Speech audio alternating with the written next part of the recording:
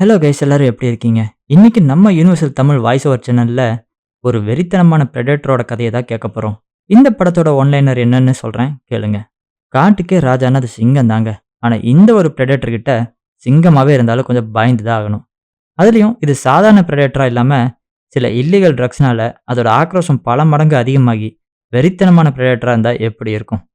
இப்படி இருக்கிறப்ப ஒரு 4 ஃப்ரெண்ட்ஸ் சேர்ந்து அவங்க ஃப்ரெண்டோட அஸ்தியை கரைக்க ஒரு அன்சார்ட்டட் ஏர்பிளேனை புக் பண்ணி கீஸுக்கு போறாங்க. அதுல பிளாக் பாக்ஸ் கூட ப்ராப்பரா இல்ல.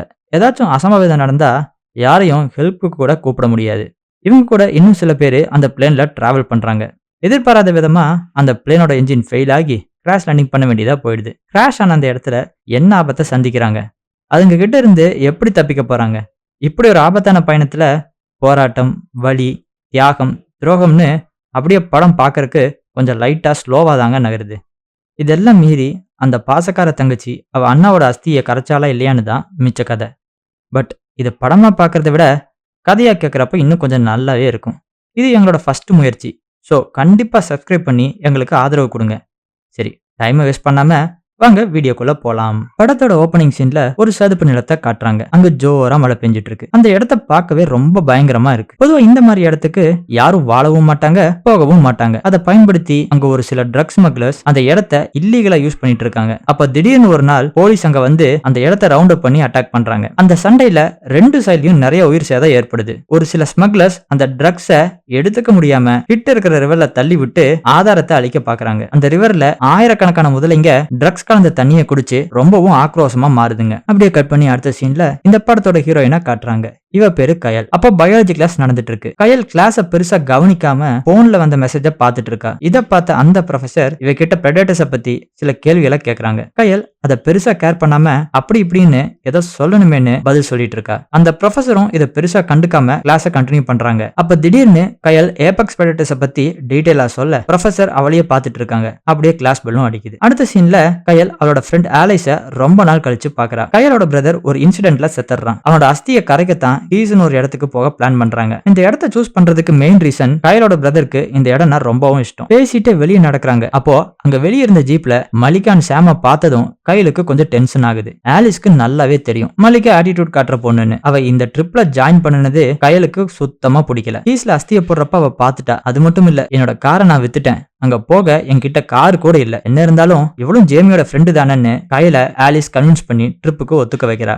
அப்படியே அங்கிருந்து ரோட் ட்ரிப் ஸ்டார்ட் ஆகுது. ஆலிஸ் அவளுக்கு நடந்த விஷயங்களை எல்லாம் கயல் கிட்ட ஒண்ணு விடாம ஷேர் பண்ணிட்டு இருக்கா. காரை வித்தது, அவ அம்மா $12,000 எடுத்துக்கிட்டது, காலேஜ் டிராப் அவுட் ஆனதுன்னு இப்படி எல்லாமே ஷேர் பண்ணிட்டு இருக்கா. அது மட்டும் இல்ல, இப்ப அவளுக்கு பண தேவை இருக்கு, அதனால எந்த வேலை கிடைச்சாலும் செஞ்சுட்டு இருக்கேன்னு சொல்றா. இப்படி பேசிட்டே இருக்க நைட்டும் ஆயிடுது. அடுத்த சீன்ல ஒரு மோட்டல்ல இவங்க 4 பேரும் ஸ்டே பண்றாங்க. அப்ப ஆலிஸ் கயல் கிட்ட நீ நடந்த எல்லாத்தையும் மறந்துட்டு உன் லைஃப்ல நகர்ந்து போகணும்னு அட்வைஸ் பண்றா. இதை கேட்டதும் கொஞ்சம் கோபமாகி கயல் எந்திரிச்சு தனியா போயிடுறா. அவளோட போன்ல அவளும் அவளோட அண்ணாவும் ரெக்கார்ட் பண்ண ஒரு பழைய வீடியோ இருக்கு. அதை பார்த்து கண்ட்ரோல் பண்ண முடியாம அழுதுட்டே இருக்கா. கொஞ்ச நேரத்துல அப்படியே எல்லாரும் தூங்க போயிடுறாங்க. அப்படியே அங்கிருந்து கட் பண்ணா அடுத்த நாள் மார்னிங் மல்லிகா எல்லாரையும் கூட்டிக்கிட்டு அப்படியே ரோட் ட்ரிப்பை கண்டினியூ பண்றா. அப்படி போயிட்டு இருக்கிறப்போ ஒரு ஜெனரல் ஸ்டோர்ல வண்டியை நிறுத்துறாங்க. அந்த இடத்துல கயல் ஒரு நியூஸ் பேப்பர் ஸ்டாண்ட பாக்குறா. அதுல ஃபுல்லா கேட்டர் அட்டாக் பத்தின நியூஸா இருக்கு. அப்போ திடீர்னு ஒரு குரல் கேக்குது, தண்ணியை விட்டு தள்ளி இருங்க, இல்லைன்னா செத்துடுவீங்க. இதை கேட்டதும் யாரடா இப்படி பேசுறதுன்னு பார்த்தா அங்க ஒரு பெரியவர் நியூஸ் பேப்பரை படிச்சிட்டு இருக்காரு.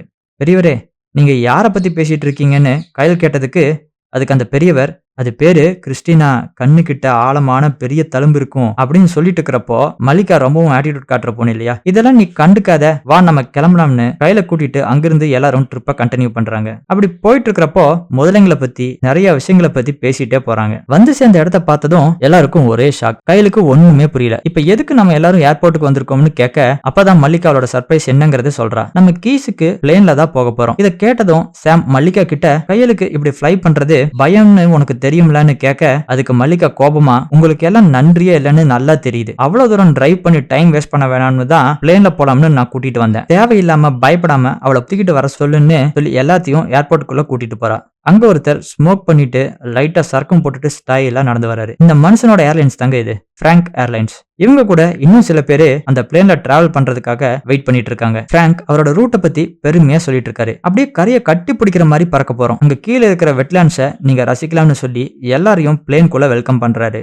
பிளேன் ஸ்டார்ட் ஆகி பறக்க ஆரம்பிக்குது. அப்பத்துல இருந்தே அதுல ஒருத்தர் போன் பேசிட்டே இருக்காரு. நார்மலா பிளேன்ல போன் யூஸ் பண்ணக்கூடாது இல்லையா? இத பார்த்துட்டு அங்க இருக்கிறவங்க எல்லாம் டென்ஷன் ஆகி போனை சுவிட்ச் ஆஃப் பண்ணுன்னு கத்திட்டு இருக்காங்க. இவங்க கத்துற எதையுமே அந்த மனுஷன் கேட்கற மாதிரியே இல்ல. அப்ப திடீர்னு அங்க இருந்த ஒரு அங்கிளுக்கு செமையா கோவம் வருது. இது குட்டி பிளேன் இல்லையா? ஒருத்தர் எந்திரிச்சு நிக்க கூட ஸ்பேஸ் இருக்காது. அப்படியே ஒரு வேகத்துல எந்திரிச்சதும் தலையில பலமா அடிபட்டு கீழே விழுந்துடுறாரு. என்ன கெட்ட நேரமோ தெரியல. இப்ப இதை விட பெரிய ப்ராப்ளம். திடீர்னு என்ஜின் ஃபெயில் ஆயிடுது. எல்லாரும் ரொம்பவே பயந்து போய் கத்திட்டு இருக்காங்க. வேற வழியே இல்லாம இந்த பிளேனோட பைலட் பிராங்க் கிராஷ் லேண்டிங் பண்ணிடலாம்னு கீழே ஓடிட்டு இருந்த ஒரு ரிவர்ல கிராஷ் லேண்டிங் பண்றாரு. அந்த கிராஷ்ல அந்த அங்கிளை காப்பாத்த முடியாம பாவம் இறந்தும் போயிடுறாரு. பிளேன் கீழே விழுந்ததும் எல்லாரும் தண்ணியை விட்டு கரைக்கு போயிடுறாங்க. அப்பதான் கோ பைலட் மிஸ் ஆயிட்டாருங்கிற விஷயமே தெரிய வருது. பிராங்க் அவரோட கோ பைலட்டை ரிவர்குள்ள தேட போறப்போ, ஹே பிராங்க், நீங்க இப்படி தனியா தேடி எந்த யூஸும் இல்ல, ரெஸ்கியூ டீம் வந்துட்டோம்னு ஆலிஸ் சொல்றா. கைலுக்கு நல்லா தெரியும் நம்மள காப்பாத்த யாரும் வரப்போறது இல்ல. ஏன்னா இவங்க வந்தது ஒரு அன்சார்ட்டட் பிளைட். ஹெல்ப்க்கு கூட யாரையும் கூப்பிட முடியாது. இப்படி கிராஷ் ஆன விஷயம் தெரிஞ்சா கூட நம்மள கண்டுபிடிக்கிறது ரொம்பவும் கஷ்டம்னு சொல்றா. சரி, இப்ப அது கூட ப்ராப்ளம் இல்ல. இங்க நமக்கு ஷெல்டரும் ஃபுட்டும் இல்லாம அவங்க வர வரைக்கும் நம்மளால வெயிட் பண்ண முடியாதுன்னு சொல்றா. அதுக்கு பிராங்கும் இவ சொல்றது சரிதான். டேக் ஆஃப் ஆகிறப்ப இருந்தே பிளேன்ல ப்ராப்ளம் இருக்கிறத நோட் பண்ணுனேன். அதை சரி பண்ணத்தான் ஏர்ஃபீல்டு போறதுக்கு நார்த் பக்கமா வந்தோம். அது இங்கிருந்து 40 மைல் தூரத்துல இருக்குன்னு சொல்றாரு. இதை கேட்டதும் அங்கிருந்த ஆன்டிக்கு செம்ம கோபம். ப்ராப்ளமே நீதான், நீ குடிச்சிட்டு பிளேன் ஓட்டுனதுனாலதான் இப்படி நம்ம இங்க வந்து மாட்டிக்கிட்டோம்னு சொல்லி சண்டை போட்டுட்டு இருக்கா. ஆனா இப்ப என்ன பண்றது? இப்படி எங்க சண்டை போட்டுட்டு இருக்க முடியாது இல்லையா? முடிஞ்ச அளவுக்கு எல்லாத்தையும் எடுத்துட்டு கிளம்பலாம்னு எல்லாரும் முடிவு பண்றாங்க. அப்போ அதே நேரத்துல ஆலிஸ் மட்டும் அந்த ரிவரை விட்டு ஃபாரஸ்ட்குள்ள போறா. அங்க முதலைங்களோட நெஸ்ட்ல நிறைய முட்டைங்களா பாக்குறா. அதுல இருந்து ஒரு முட்டைய அவரோட பேக்ல எடுத்தும் வச்சுக்கிறா. அப்படியே இந்த பக்கம் வந்தா அங்க இருக்கிற எல்லாரும் என்னெல்லாம் கிடைச்சதுன்னு பேசிட்டு இருக்கிறப்போ அதுல ஒரு பொண்ணு அங்க பாருங்கன்னு ரிவரை காட்டுறா. அதுல அந்த கோபைலட் தண்ணிக்கு மேல எந்த அசைவும் இல்லாம மிதந்துட்டு இருக்காரு. இத பார்த்ததும் கயல் அப்புறம் பிராங்க் 2 பேரும் கொஞ்சம் கூட யோசிக்காம அந்த ரிவர்ல குதிச்சு காப்பாத்த போறாங்க. பாதி தூரம் போன அப்புறம் தான் தெரியுது அங்க அவர் மட்டும் இல்ல, கூட ஒரு பெரிய முதல்ல இருக்குன்னு. அது அந்த கோபைலட்டை கடிச்சு தண்ணிக்குள்ள இழுத்துட்டு இருக்க. இத பார்த்ததும் பிராங்க் அப்புறம் கைலுக்கு அள்ளு விட்டுருது. தப்பிச்சா போதுண்டா சாமின்னு கரைக்கு வேகமா நீந்தி போறாங்க. கயல் ஒரு பயாலஜி ஸ்டூடெண்ட் இல்லையா? அவளுக்கு இதுங்களை பத்தி நல்லா தெரியும். நார்மலா முதல்ல இங்க மனுஷங்களை இப்படி ஆக்ரோஷமா வேட்டையாடாது. அப்ப கண்டிப்பா இங்க நெஸ்ட் இருக்கணும். இந்த இடத்துல இருக்கிறது சேஃப் இல்லைன்னு சொல்லிட்டு, பிராங்க் நீங்க நார்த்னு சொன்னீங்கல்ல, அது எந்த பக்கம்னு கேட்டுட்டு எல்லாரும் நடக்க ஆரம்பிக்கிறாங்க. அப்படி கொஞ்ச தூரம் போன அப்புறம் அங்கிருந்த ஆன்டிக்கு டயர்ட் ஆகிடுது. கொஞ்ச நேரம் ரெஸ்ட் எடுத்துட்டு போலாம்னு சொல்றாங்க. இதை கேட்டதும் மல்லியாக்கு சும்மா இருக்காம அந்த ஆன்டிய திமிரா டீஸ் பண்ணிட்டு இருக்கா. இப்ப வரைக்கும் முதல்ல இருக்கிற மாதிரி எந்த ஒரு தடையும் நமக்கு கிடைக்கல. அது மட்டும் இல்ல, நம்ம தண்ணி விட்டு ரொம்ப தூரம் வந்துட்டோம், இதுவே நல்ல விஷயம் தான் அப்படின்னு கையில் சொல்லிட்டு இருக்கா. இப்ப கூட மல்லிகாக்கு பொறுக்க முடியல. இப்ப யார் இவ்வளவு லீடர் ஆக்கணும்னு திமிரா பேசிட்டு இருக்கா. எப்படியோ ஒரு வழியா சண்டை போடுறதை நிறுத்திட்டு அங்கேயே கேம்ப் ஃபயர் போட்டு ரெஸ்ட் எடுத்து விடிஞ்சதும் கிளம்பலாம்னு முடிவு பண்றாங்க. எல்லாரும் உட்கார்ந்து கதை பேசிட்டு அப்படியே தூங்கிடுறாங்க. என்ன அவசரமோ தெரியல. அந்த பிளேன்ல போன் பேசி ப்ராப்ளம் பண்ணாருல்ல, அவர் எழுந்து அந்த காட்டுக்குள்ள தனியா போறாரு. அப்ப திடீர்னு அவர் எடுத்து வச்சிருந்த போன்ல சிக்னல் கிடைச்சு போன் ரிங் ஆகுது. பதட்டத்துல அந்த மனுஷன் அந்த போனை கீழே போட்டுடுறாரு. அதுல ஏற்பட்ட சத்தத்துல அங்க இருந்த ஒரு முதல்ல உஷாராகி அவரை அப்படியே கவி இழுத்துட்டு போயிடுது. மார்னிங் எல்லாரும் எந்திரிச்சதும் இந்த ஆளு செத்து கிடக்கிறத பார்த்து ரொம்பவும் பயந்து போயிடுறாங்க. கயல் அப்புறம் அங்க இருந்த யாருக்குமே ஏன் இப்படி நடக்குதுன்னு ஒண்ணுமே புரியல. நார்மலா முதல்ல இங்க ஃபாலோ எல்லாம் பண்ணிட்டு வந்து வேட்டையாடாது. எல்லாரும் பிராங்க் கிட்ட உண்மையை சொல்லுங்க, இங்க என்னதான் நடக்குதுன்னு கேக்குறாங்க.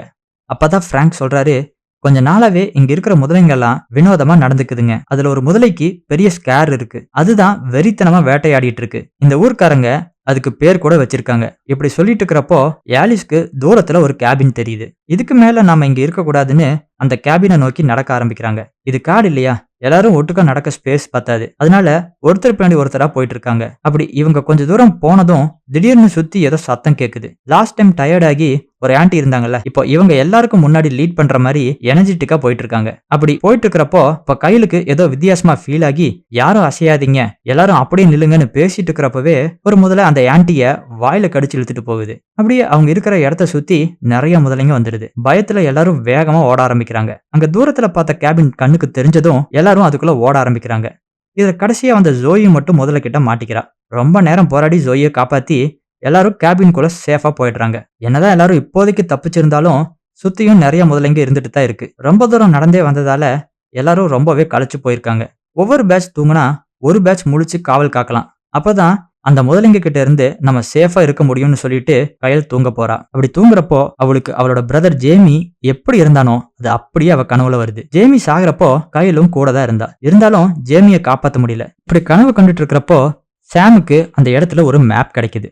உடனே கையில எழுப்பி அந்த மேப்ல இருக்கிற இடத்த பத்தி சொல்றான். கிட்ட ஒரு ஃபேக்டரி இருக்கு, அங்க போனா நமக்கு ஹெல்ப் கிடைக்க வாய்ப்பு இருக்குன்னு சொல்றான். கையிலுக்கும் இது ஒரு நல்ல ஐடியாவா தெரியுது. ஆனா பிராங்குக்கு இதுல நம்பிக்கை இல்ல. இப்படி ஒரு ஃபேக்டரி இருக்க சான்ஸே இல்லைன்னு சொல்லிட்டு இருக்கான். இந்த கேபின் சேஃப் தான், ஆனா இங்க சாப்பிட எதுவுமே இல்ல. இங்க இருந்து கொஞ்ச நாள்ல சாகிறத விட ஒரு முயற்சி செஞ்சு அந்த ஃபேக்டரிக்கு போனா எது ஹெல்ப் கிடைக்கலாம், அட்லீஸ்ட் கம்யூனிகேட் பண்ண ரேடியோ ஆச்சும் கிடைக்கலாம்னு சொல்றா. மல்லிகாக்கு இதுல துளி கூட விருப்பம் இல்ல. கயலோட பிரதர் செத்ததுக்கு காரணமே கயல் தான். இப்ப நம்மள கூட சாகடிக்க போறான்னு தேவையில்லாம கத்திட்டு இருக்கா. இத பார்த்ததும் பிராங்குக்கு ரொம்பவும் கோவம் வருது. இப்படி ஒரு சிச்சுவேஷன்ல கூட உனக்கு பழச பேசி சண்டை போடணுமா? ஃபர்ஸ்ட் இங்க இருந்து போலாம், இஷ்டப்பட்டவங்க மட்டும் கூட வரலாம்னு சொல்றான். பிடிக்காம போனாலும் வேற வழியே இல்லாம மல்லிகாவும் போறா. அப்படி போயிட்டு இருக்கிறப்போ பக்கத்துல ஒரு ரிவர் ஓடுற சத்தம் கேக்குது. திரும்ப நம்ம ரிவர் கிட்ட வந்துட்டோம், இங்க கண்டிப்பா ப்ராப்ளம் வரும்னு பேசிட்டு இருக்காங்க. வழக்கம் போல ஆலிஸ் மட்டும் எங்கேயோ தனியா போயிடுறா. அங்க ஒரு முதலைய பார்த்து உனக்காக தான் காத்துட்டு இருக்கேன்னு சொல்லி கையில ஒரு ஷார்ப்பான குச்சியை வச்சு அதோட வாயில குத்துறா. அதே நேரத்துல மத்தவங்க எல்லாம் அங்க கிடைச்ச கட்டைங்களை வச்சு ஒரு போட் மாதிரி ரெடி பண்றாங்க.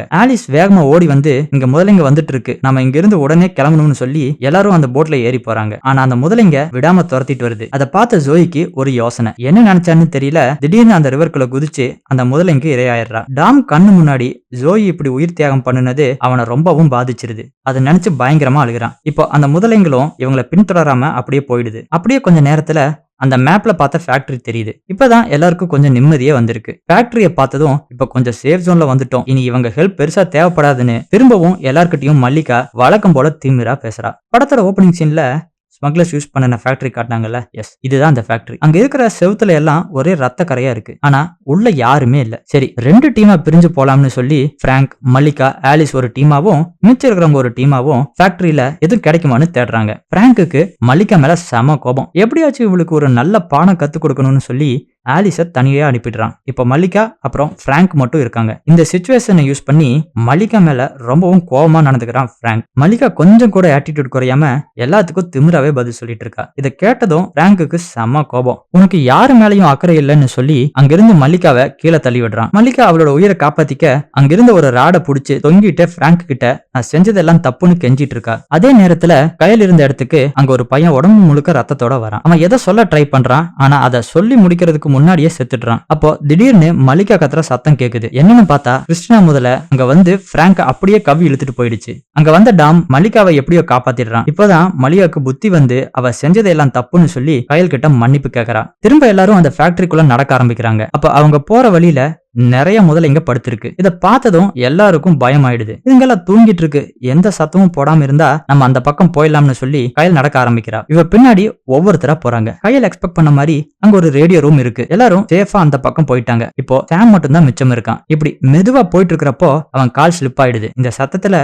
அங்க தூங்கிட்டு இருந்த முதலைங்க எல்லாம் முழிச்சுக்குதுங்க. அவ்வளவுதான், அவனோட தலைய அப்படியே துண்டா கடிச்சு எடுத்துருதுங்க. மிச்சம் இருந்தவங்க எல்லாரும் கையில் இருக்கிற ரேடியோ ரூம்குள்ள போய் ரூம்ல லாக் பண்ணிடுறாங்க. மல்லிகா அவ கண்ணு முன்னாடியே சாம் நினைச்சு பயங்கரமா அழுகிறா. கையல் அங்க இருக்கிற ரேடியோ யூஸ் பண்ணி ஹெல்ப் கேக்குறா. நாங்க வந்த பிளேன் கிராஷ் ஆயிடுச்சு, நாங்க இங்க மாட்டிக்கிட்டோம், எங்களை காப்பாத்துங்கன்னு ஹெல்ப் கேக்குறா. இப்படி பேசிட்டு இருக்கிறப்போ திடீர்னு பவர் கட் ஆகி ரேடியோ டிஸ்கனெக்ட் ஆயிடுது. சரி, இவ்வளவு தூரம் வந்துட்டோம், இங்க இருக்காம இன்னும் கொஞ்சம் முயற்சி பண்ணுனா தப்பிக்க வாய்ப்பு இருக்குன்னு சொல்லி அந்த ரூமை விட்டு வெளியே போறாங்க. அப்போ அங்க அதே கிறிஸ்டினா முதல்ல அவங்க முன்னாடி வந்து நிக்குது. அப்பதான் ஆலிஸ் அவ பேக்ல இருக்கிற முட்டையை எடுத்து அந்த முதல முன்னாடி நீட்டுறா. இதுக்காகத்தானே இவ்வளவு தூரம் வந்தான்னு ஆலிஸ் பேசிட்டு இருக்கிறப்போ அந்த முதல ஆலிஸோட கைய கடிச்சு அவளை தூக்கி வீசிடுது. கீழே விழுந்த ஆலிஸ டாம் கையில தூக்கிட்டு மல்லிகாவையும் கூட்டிட்டு வெளியே போயிடுறான். கையில் மட்டும் அது கூட தனியா சண்டை போட்டுட்டு இருக்கா. அப்ப அவ கையில ஏதோ ஒரு வித்தியாசமான லிக்விட் படுறத ஃபீல் பண்றா. ஆமாங்க, அது அந்த சேம் கெமிக்கல் தான். உடனே அங்கிருந்த ட்ரம்ல இருக்கிற கெமிக்கலை தள்ளி விட்டு லைட்டரை வச்சு அந்த முதலைய கொளுத்துறா. ஒரு வழியா அந்த இடத்தை விட்டு வெளியே தப்பிச்சு போறாங்க. ரேடியோ வச்சு ஹெல்ப் கேட்டா இல்லையா, அதை ட்ராக் பண்ணி